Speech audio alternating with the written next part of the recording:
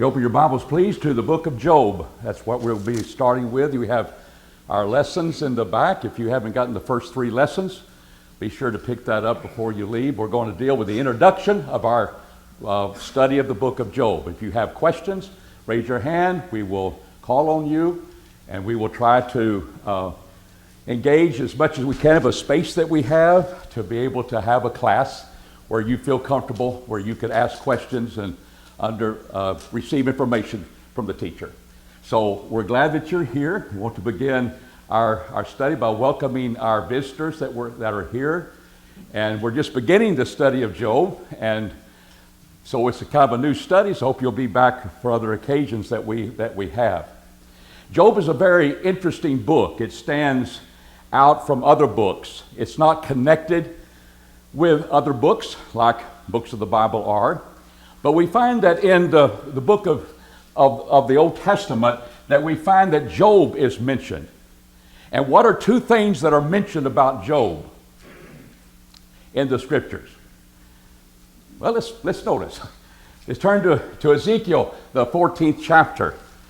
Ezekiel, when did he prophesy? Before Jeremiah or after?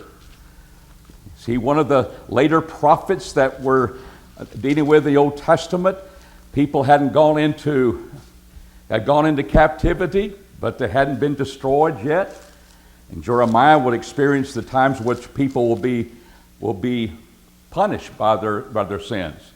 But Ezekiel, the 14th chapter, tell me 3 names who are mentioned there. Okay, Noah, Daniel, and Job. Noah and Daniel, what do you think about them? Are they righteous people? Yeah. They very much are. And yet he says they would only save themselves based upon their own righteousness. It doesn't pass on to someone else. Who else is included there? Job. Job is righteous. And he is one that the 2 verses say that they would only save themselves. But they're recognized as being righteous before God. Now, we got the book of Job. You've got some men that are saying, Job, you're not righteous. That's why you're suffering. And we'll begin to realize that is kind of a false idea about suffering. And we've gone through a year or 2 where people have suffered because of the things that they have been involved with. And so this is a great study to understand that sometimes Job tells us that suffering is not punitive. We may feel a punishment, but it's not punitive at all. Sometimes righteous people are undergoing the problems of suffering. But we've got a New Testament passage. What does James tell us? What does he say about Job? James 5:11.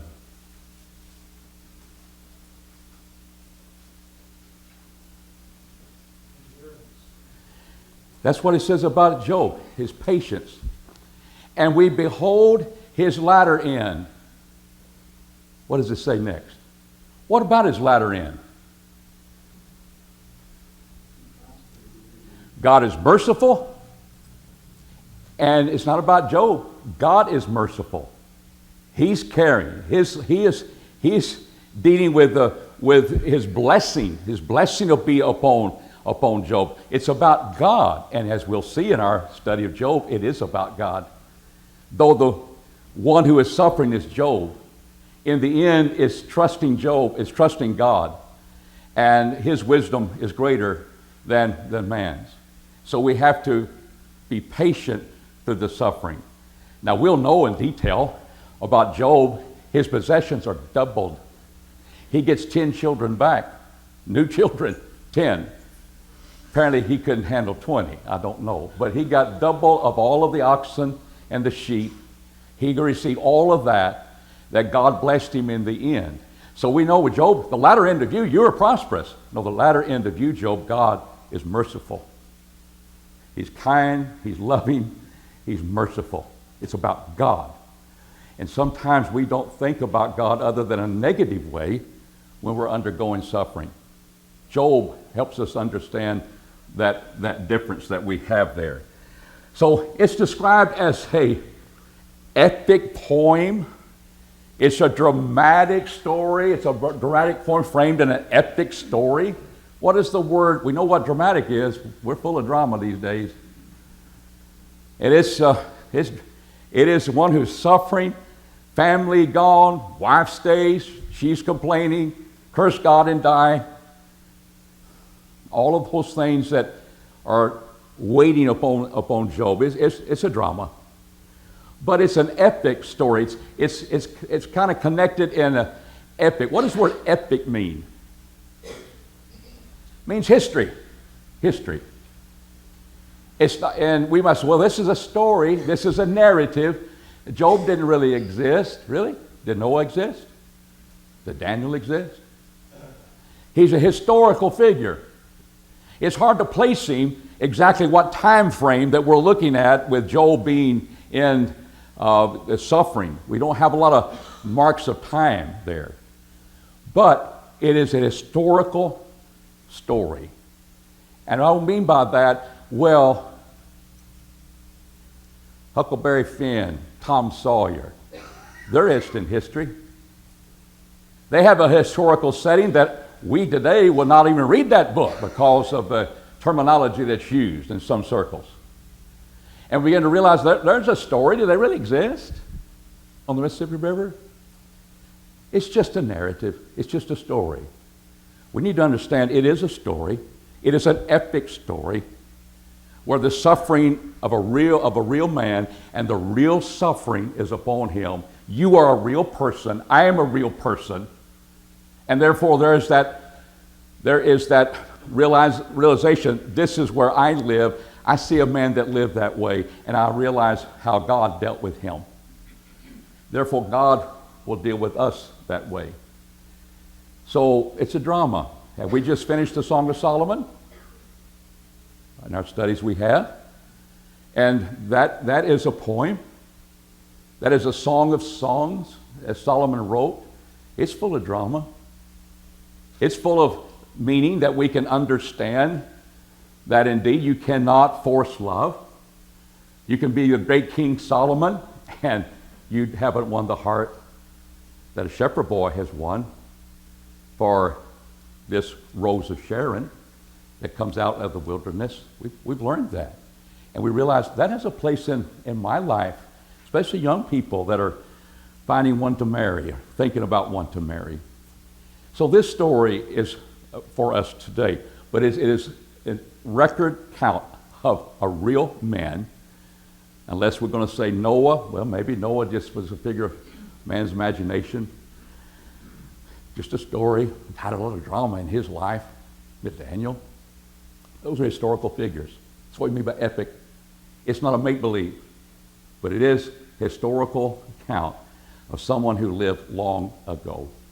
Any questions upon that before we begin? What does chapter 1 and verse 1 tell us? It was in the land of what? Land of Uz. Sounds like a make-believe story, doesn't it? Land of Oz. No, it's a land of Uz. And we begin to open our Bibles, so if we want to find out exactly where this land is. And there was a man, people that became named Uz. I think we see that in Genesis, the 10th chapter, verses 22 through 23. One of the sons of Shem comes from Aram, to be exact. He really lived. And there are people that came from him. And Jeremiah, we'll read in Jeremiah 25, 20, and 21, in Jeremiah's day, there indeed were the kings of Uz. The kings of Uz.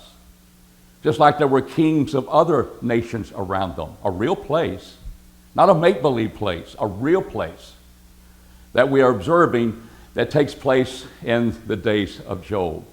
So here was in this land of Uz. What does Lamentations 4 tell us? Someone has Lamentations 4, verse 4? Lamentations 4:21. This may ring a bell to you. What does Lamentations 4:21 say? Who gets there first gets to read. David? Rejoice and be glad, O daughter of Edom, you who dwell in the land of Uz.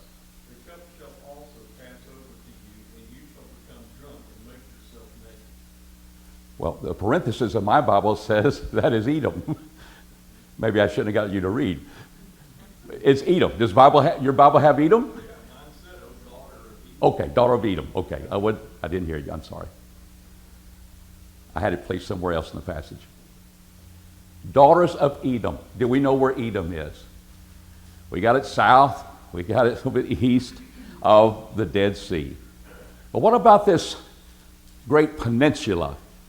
What do we have? We have Saudi Arabia today. We're aware of Saudi Arabia. And in that area, we find that Edom is there. And at one time it had kings. And there becomes Edom, but maybe an important part. For example, what does Job 4 and verse 1 tell us about the events that are going to happen? Here's one of the men named Eliphaz. Eliphaz the Temanite. Teman. History tells us that that's kind of in the same area. He could be one of a Temanite of Teman in that area of Edom, where he's coming from, and that's where Job resides. There was fertile ground. He had plenty of things for the flocks and the camels. But it was a desert area where these places were in history. And indeed, Edom, as David says, daughters of Edom, would be very important that you're really from there.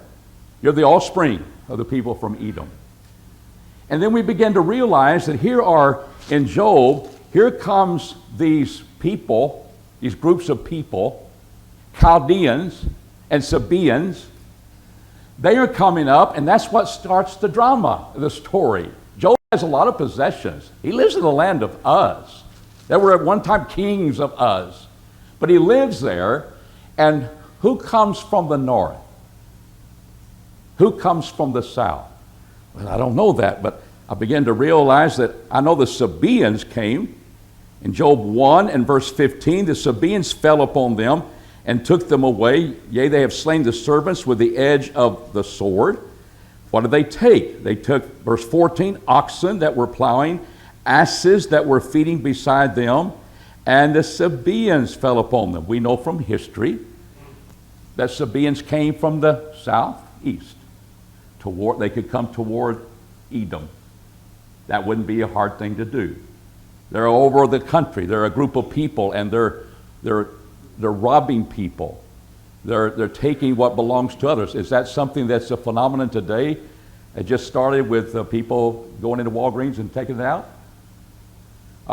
People robbing people when a hurricane comes, or in the middle of the day, people that say, "Well, I'll get out on bond," or they won't even hold me very long, and I'll get out pretty soon. If it's under $900, they won't charge me with a felony. All the different things that are taking place because of laws, and then people, they realize that, and the satisfy their nature, getting something for nothing comes. Here was a bunch of things they could get, and they would come up from the south. But the Chaldeans came from what river? What area, what river is found where the Chaldeans, Babylonian, Nebuchadnezzar, all of those people came from the river Euphrates. And we see that indeed the Chaldeans come up, or they come down. From our map is concerned, they will come down from the Euphrates River. And they were coming and doing their work. They're leading the camels away. They killed the servants. And so from that standpoint, we learn about this land of Uz. Other than that, it's very difficult to realize, is this a real place? It is a real place. It came from the lineage of a real person. These were Chaldeans. Did the Chaldeans, are they etched in history pretty well? And that's just not, it's just storytelling. We see the remains of a people, the Chaldeans, Nebuchadnezzar, and all of the things he built, and the destruction of the temple in Jerusalem. All those things are there. It said, for here's where he was. And we begin to realize, well, when was this book written? What are we talking about? So let's talk about the name and date of the book. Where do you find references to the Mosaical law in this book? I got some sacrifices going on. There's nothing about the law of Moses that would anchor us to say, well, here the law of Moses had been already established. There's no reference to that. Secondly, references of the history of Israel. What do I mean by that? We've got Job in Ezekiel. We've got Job in James. We got the name there. But as far as being reference to historical Israel, as being an Israelite, and that sort of thing, and he references that, hey, they're coming over to help you, Job. You just call up, they're further to the west of you. They'll be here with their army. Were they here in the days of the judges? There's no connection. The kings, there's no connection in the book of Job about that. So it's very difficult to realize there's a time frame where something had to be written, but we don't know exactly when it was. But what was the father doing for the children? He did it all the time. Job did. Righteous man he is. He would offer sacrifices for his children continually. The patriarchal age may be a key. When the fathers were being addressed by God, when the fathers were in charge, and people want to look down upon that type of formation of society, but that's the way it was. The patriarchal age, we call it. Not the Mosaical age, and not the New Testament age. It's the Mosaical age. It has connections. We don't have that. But we do have the idea of being a time, it may be one of the earliest books of the Bible ever written. It may be. Because we do have the patriarchal age kind of saying this is the time frame. And how do I know that? Because I didn't just invent it. I read my text. I began to realize he's offering up sacrifices for his children. The rule of God is through the fathers. And we know from the very beginning, God had commanded what kind of sacrifices they were to offer. Not through the law of Moses, but directly dealing with the fathers. He's a righteous man, but he's also a righteous father. And what we begin to see is that the name of the book is Job, because he's the central figure. Time and place, somewhere in the patriarchal age, I am surmising. Anyone that wants to add to that? All right. What's the theme? Just 3 words or less. Blessing? If you want to do a one word, blessing? Whoa. What about the suffering? All right. Blessing through suffering? Is that accurate in your mind? Blessing and then suffering? You had a lot of goods, Job. You had so many things. You're blessed. You're a good man. You'll be known in history as being righteous, but you'll also be known as being patient, and that God will be coming to the forefront, not you, because it will be God's mercy, his kindness, his love for you that you finally realize at the end. It's a good lesson for you, Job. And he learned it as the book ends. Song of Solomon, we don't have a solution to that one. It still lingers today. You can't force love. But here, we've got a solution. We got an ending that's very good. And that's why James could put his remarks about that by inspiration. So we're going to realize there's a blessing through suffering. God allowed Job to suffer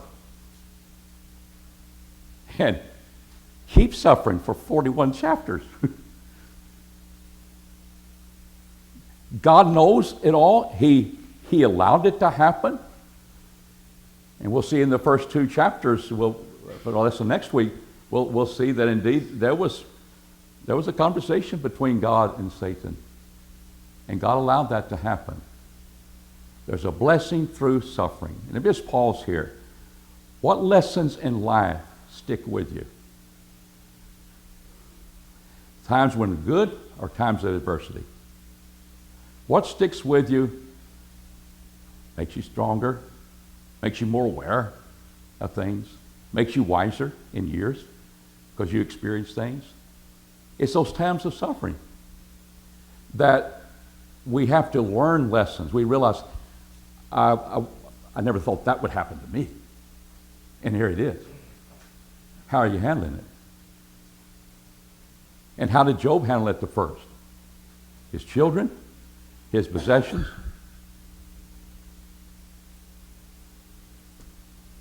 God giveth, finish it for me. God taketh away. Blessed be the name of Jehovah. But it wore on him. It wore on him. And that's the drama. And there's the lesson. There's a blessing through suffering. And I don't want to ruin the ending of it, but if I were to say God's wisdom is wiser than man's, and he's worthy of our trust. He's trustworthy. Because that's all Job has left to do, is trust in Jehovah. He doesn't tell him why he suffered. He doesn't tell him, as far as we know, he didn't tell him why he suffered. He said, here's suffering. Trust it. Trust me. And what was the end of Job? James tells us. It's about God. It's about God. Job, you learned this. Trust me. And what happens at the end of Job? He's blessed. Blessing through suffering. I think it's a wonderful, and you could do that. Say, I can give you the theme of Job in 5 words or less. You're going to beat them, aren't you? You can do it in 3. Any comments on that part of it? And when you look at your suffering today, whatever things you're going through, learn from it. God, you can trust him. And in the end, God will be loving and merciful to you. I've heard it over and over again this weekend with people that say, God doesn't give me things that I can't handle. That's the way he promises. And that's true. He doesn't put things on us that we cannot bear. And sometimes he must think I'm really strong because it just continues to have to bear. And there's maybe some truth to that. But God's there leading you all the way when you think, how did I get through that? Well, God was leading you. God was allowing you to do things you thought you couldn't do. He's trustworthy. That's what this book's about.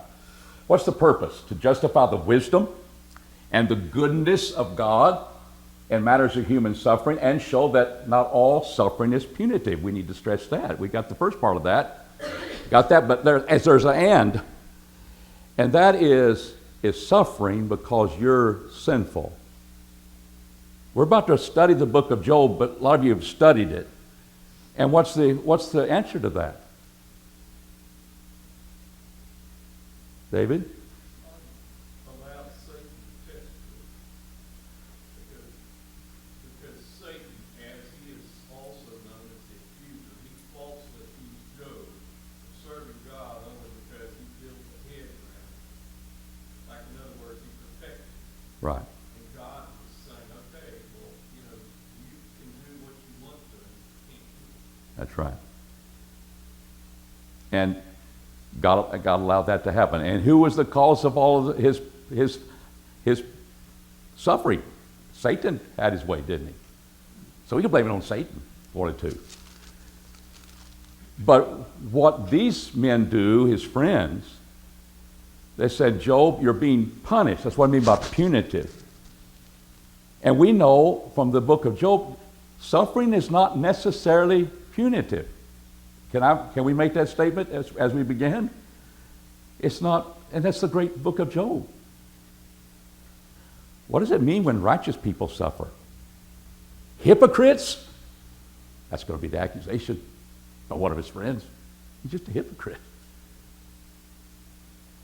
And we begin to realize that, is that true in what we have in the book of Job? No. In the times of adversity, consider. Times of prosperity, rejoice. Ecclesiastes says. In the times of adversity, consider. I've got to consider. It could be punitive. Because sometimes God brings judgment upon nations because of sin. They didn't have God in their knowledge. They worship idols. They go off into captivity. That's a fact. And I've got to consider that. Is this a wake-up call for me not living the life that I need to live? I need to learn lessons from that. But don't beat yourself up too much. Because the other side of this is true, and that's Job. Job maintained his innocence. And that's the drama. He knew within himself, and I think we know within ourselves, if we're serving God or not.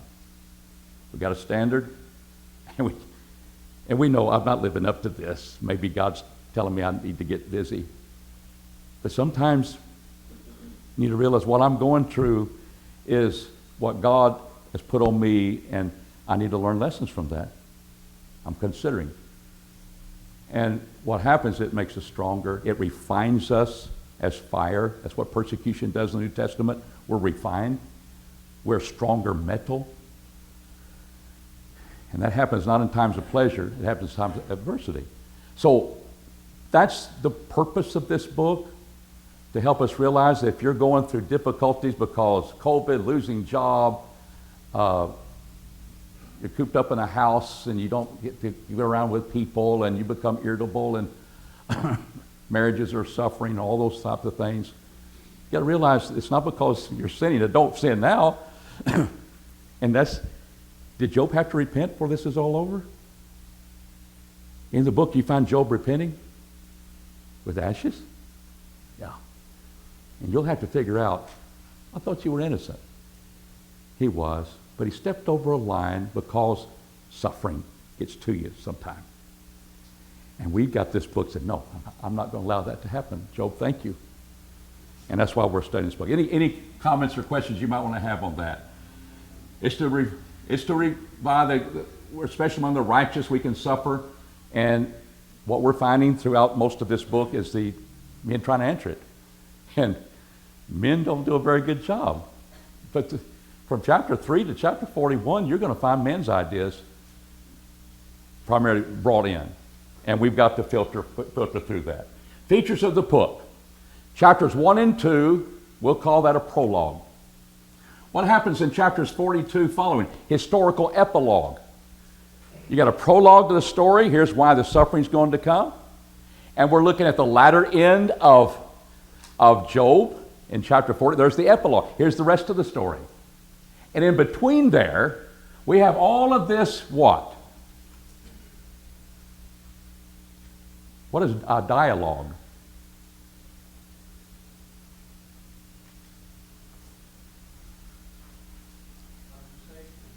Conversation between people, right? Dia is speaking between people. It's a dialogue. And you're sitting here looking at that. Isn't that better than any TV show? Oh, you watch television because you get to see a story.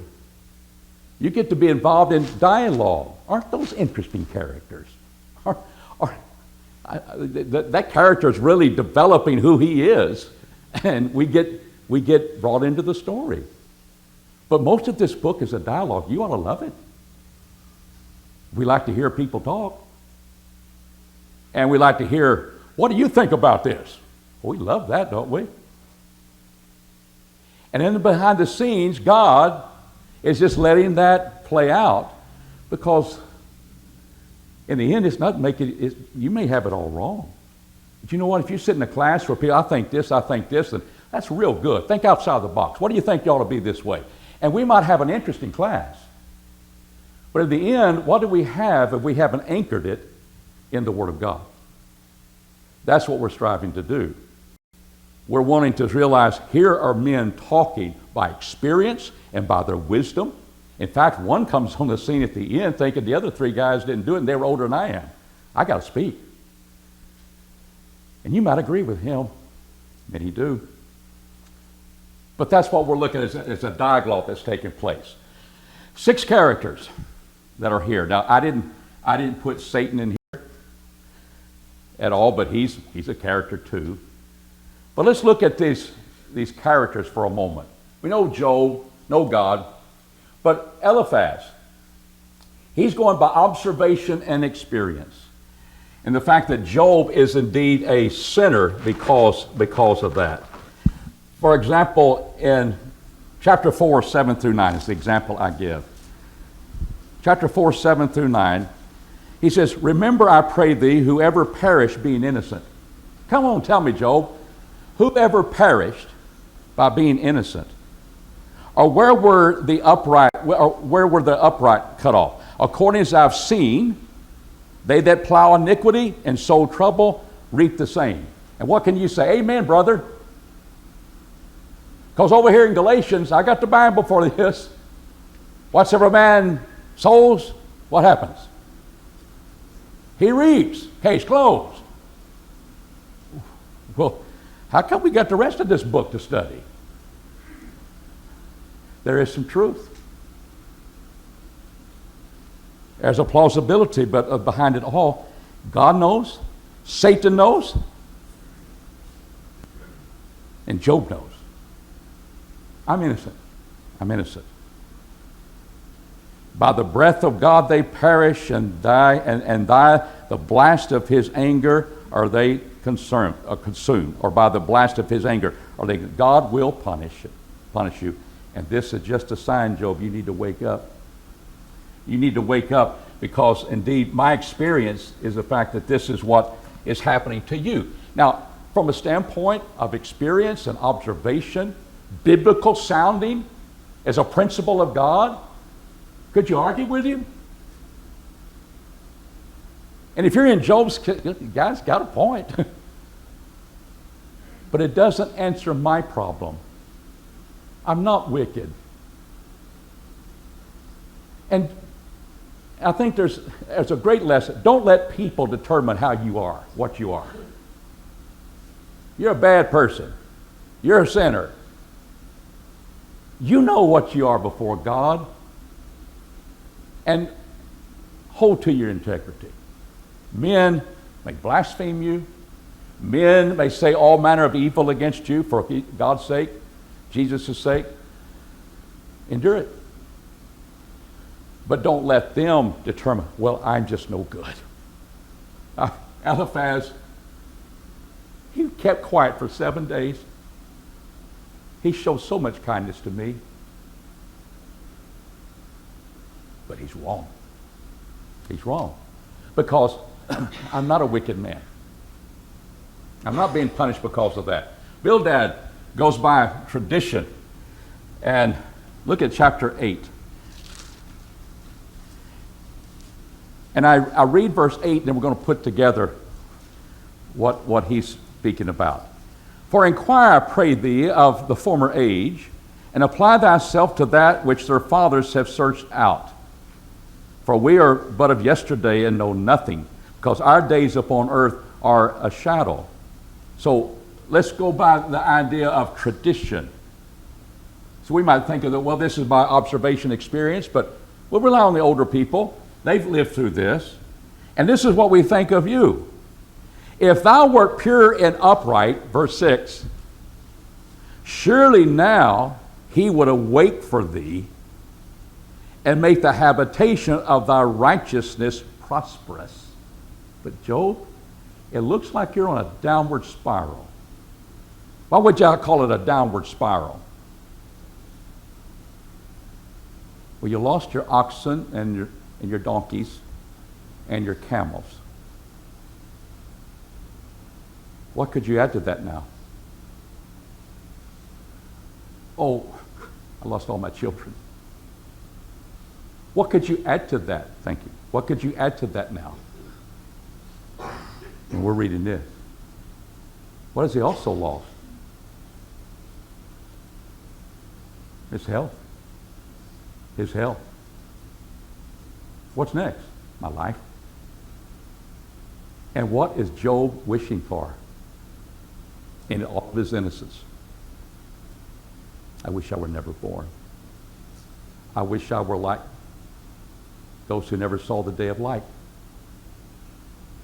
And we'll talk about that in its context of suffering. But he says he would prosper you. you're on a downward spiral, and Job would have to sit there and say, you got a point there. Where's your sympathy now? I liked it when you're just quiet, but now they're talking, aren't they? And they're not hitting it either. Sofer has an assumption. He just automatically labels Job as a sinner. One example of this is 11:6, when he just dogmatic about it. There's no having to reason about it. And that he should show thee the secrets of wisdom, for he is manifold in understanding. Know therefore that God exacteth of thee less than thy iniquity deserveth. Is he kind? We probably wouldn't think he's very kind, would we? Even at this point. He's dogmatic. Job, I know this is there, but the way you're treating God, the way you're speaking about him who knows everything, you're getting less you deserve. Well, he's wrong about it. This is the one that will test you a little bit. Elihu, we have him speaking a lot here, and we don't have time to unpack this. We will as we go through. He's saying suffering should be something that educates you, Job. And I just kind of said, there's truth to that. We see that in life. It's not just retributive. It's disciplinary, not just destroying you. There's discipline. And Job, if you would just come back to God, if you would just come back to God and learn your lesson, God will save you. Now that's a little different from what the others have said. And he said, I got to speak out. My seniors are not getting that. And he spoke out. Is he getting closer to truth? Let's grant him that at the time. Well, our first man was right on truth. You'll reap what you sow. Yeah, that's for the wicked person. That's the context it is, but I'm innocent. I'm righteous before God. Job knows he's what? He knows he's innocent. He holds to his integrity. In the end, God recognizes that, tells him where he crosses the line. And God is the one that's infinitely wise and trustworthy. You got to trust me, Job. And we talked about that. Anything you want to add to that? Does Satan have to ask permission of God, or does God say, oh, I think I'll give in to Satan because he's got me? We'll talk about that. Here's our outlines. There's a dialogue in chapter 1 through 2. Job's latter end, there's the prologue there. You've got Job's speech at the end. But God intervenes with proper wisdom, chapters 38 through 34. 3 triad of speeches. And the next one's Elihu.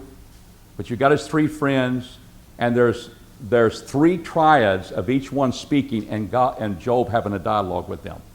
And that comprises most of the book. And that's why these particular characteristics of those men I've put out there. See if you may want to change that. You may say, I think this is more definitive. And that's what we're here. We want to be very definitive in studying together. Iron sharpens iron. We can sit there and say, how more distinctive can I make that? Maybe you're too broad, Jerry. And we can have a conversation about that. But in the end, I think we know about Job. And I hope it will be something that we enjoy doing. Any questions or comments you might have before we close? The outlines are back there, and I'll keep ahead as we go. And there will be questions to fill out and so forth. Anybody have a question about Job? Okay, thank you.